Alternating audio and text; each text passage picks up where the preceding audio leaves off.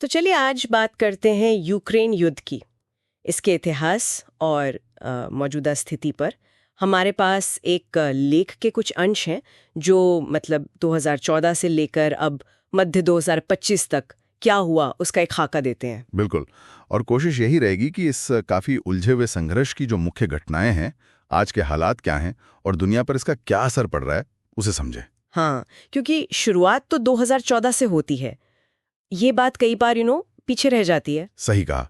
2014 जब रूस ने क्रीमिया पर कब्जा कर लिया था। हाँ, और पूर्वी यूक्रेन में भी वो डॉनबास इलाका। जी, डोनेट्स्क और लुहांस्क। वहां रूस समर्थित जो अलगाववादी थे, उनकी यूक्रेनी सेना से लड़ाई शुरू हो गई। और ये चलता रहा, मतलब कम इंटेंसिटी से ही सही, पर हजारों जाने तो गई इसमें। बिल्कुल। और देखिए, दिलचस्प बात यह है, जैसा स्रोत भी इशारा करता है, कि 2014 से 2022 के बीच दुनिया का ध्यान शायद उतना नहीं था इस पर। हाँ, जैसे कोई फ्रोजन कॉन्फ्लिक्ट हो। हाँ, कुछ वैसा ही। लेकिन तनाव तो मतलब अंदर ही अंदर बढ़ रहा था, जो फिर 2022 में फटा। बिल्कुल, 24 फरवरी 2022, वो तारीख तो अब सभी को याद है। जी, रूस का यूक्रेन पर बड़ा हमला, उत्तर पूर्व दक्षिण कई दिशाओं से। और लक्ष्य क्या था उनका? स्रोत क्या कहते? कीव पर कब्जा। हाँ, लगता तो यही है कि राजधानी कीव पर तेजी से कब्जा करना, शायद सरकार बदलना, ये उनका शुरुआती प्लान था। लेकिन हुआ क्या? यूक्रेन का प्रतिरोध काफी मजबूत रहा है ना? बहुत मजबूत, उम्मीद से कई ज्यादा। न सिर्फ सेना का बल्कि आम लोगों का भी। नतीजा ये हुआ कि रूसी सेना को पीछे हटना पड़ा, खासकर कीव के आसपास से। जी, कीव के आसपास से। ये उनके लिए एक बड़ा झटका था शुरुआत में। फिर 2022 में ही यूक्रेन ने कुछ इलाके वापस भी लिए, खेरसोन, खार्किव। हाँ बिल्कुल, खेरसोन शहर, खार्किव का इलाका, ये यूक्रेन के लिए बड़ी कामयाबी थी। सिर्फ जमीन के लिहाज से नहीं, बल्कि मनोबल के लिए भी। अच्छा, फिर 2023 में लड़ाई कहाँ केंद्रित रही? 2023 में ज्यादातर लड़ाई पूर्वी और दक्षिणी यूक्रेन में सिमट गई। इसमें वो बाखमुत की लड़ाई बहुत अहम थी। हाँ, बाखमुत बहुत लंबी चली वो लड़ाई, महीनों तक।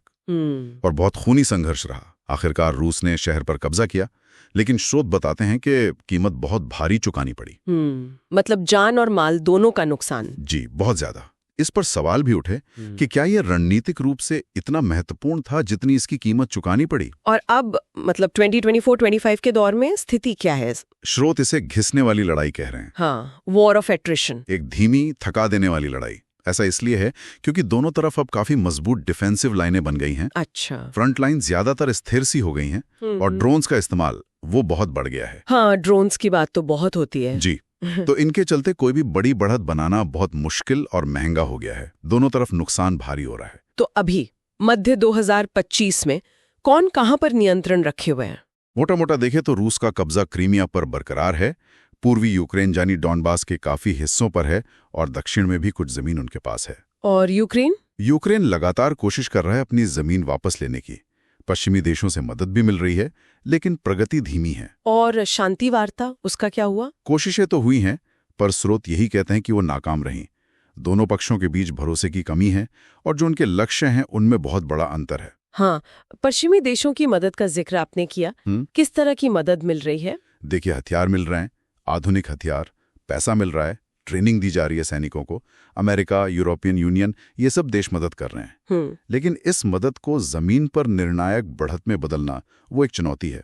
हथियारों की सप्लाई लगातार बनाए रखना, सैनिकों को ट्रेनिंग देना, इसमें समय लगता है। और इस युद्ध का असर सिर्फ यूक्रेन तक तो सीमित नहीं रहा होगा। दुनिया पर क्या असर पड़ा? ये सबसे बड़ा शरणार्थी संकट बताया जाता है। बाप रे। फिर दुनिया भर में एनर्जी की कीमतें बढ़ी, खाने पीने की चीजों की सप्लाई पर असर पड़ा, खासकर अनाज की। हाँ, गेहूं वगैरह। जी, और एक और अहम बात, नेटो, जिसे रूस अपनी सुरक्षा के लिए खतरा मानता है, वो और मजबूत हो गया। फिनलैंड, स्वीडन जैसे देश भी उसमें शामिल हो गए। अच्छा, तो आखिर में ये दोनों पक्ष चाहते क्या हैं? उनके अपने अपने लक्ष्य क्या हैं? स्रोत इस बारे में काफी साफ हैं। रूस चाहता है कि क्रीमिया और पूर्वी यूक्रेन के जिन हिस्सों पर उसका कब्जा है वो उसी के पास रहें, और शायद वो ये भी चाहता है कि यूक्रेन कभी नेटो में शामिल ना हो। और यूक्रेन? यूक्रेन का लक्ष्य है अपनी 1991 वाली सीमाएं बहाल करना, मतलब पूरी जमीन वापस लेना, जिसमें क्रीमिया भी शामिल है, और सभी रूसी सैनिकों को हटाना। ये तो बिल्कुल उल्टे लक्ष्य हैं। बिल्कुल, एक दूसरे के एकदम विपरीत। और यही वजह है कि कोई शांति समझौता अब तक नहीं हो पाया है। रास्ता बहुत मुश्किल लगता है। तो इस पूरी चर्चा से हमने इस काफी लंबे चले आ रहे संघर्ष की मुख्य बातें समझी। 2014 से शुरुआत, फिर 2022 का बड़ा हमला, आज की स्थिति और दुनिया पर असर। हाँ, और सबसे जरूरी बात यह है कि ये अभी खत्म नहीं हुआ है। ये एक जारी संघर्ष है और इसके परिणाम न सिर्फ यूक्रेन और रूस बल्कि पूरी दुनिया महसूस कर रही है और शायद आगे भी करेगी। और यहाँ एक सवाल मन में आता है सोचने के लिए, हाँ, कि जब दोनों पक्षों के बुनियादी लक्ष्य इतने अलग हों और बाहरी ताकतें भी इतनी गहराई से शामिल हों, तो क्या स्थायी शांति का कोई वास्तविक रास्ता है भी? मतलब कूटनीति से या किसी और तरीके से? ये एक बड़ा सवाल है।